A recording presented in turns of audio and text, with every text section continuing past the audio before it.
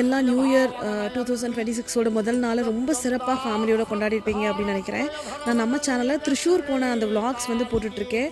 So அதோட ஒரு பகுதியாக கொடுங்கல்லூர் பகவதி கோயிலுக்கு நான் போனது, அங்கே நேர்த்திக்கடன் செஞ்சது, ஸோ இதெல்லாமே உங்களுக்கு ஒரு விளாகாக போட்டிருப்பேன். அதில் வந்து கொடுங்கல்லூர் பகவதி கோயிலை பற்றி நிறைய அற்புதமான விஷயங்கள் வந்து சொல்லியிருப்பேன்.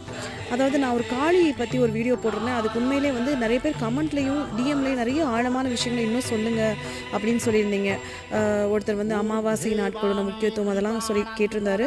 அடுத்தடுத்த வீடியோக்களில் கண்டிப்பாக அதை பற்றி நான் சொல்கிறேன். நான் பேசிக்கலாக காளி சாதகா கிடையாது, பைரவ பாசகா தான். பட் இருந்தாலும் அந்த டீட்டெயில்ஸ் வந்து கண்டிப்பாக நான் சொல்கிறேன். கொடுங்கல்லூர் பகவதி கோயில் வந்து ரொம்ப ஒரு அழகான கோவிலுங்க.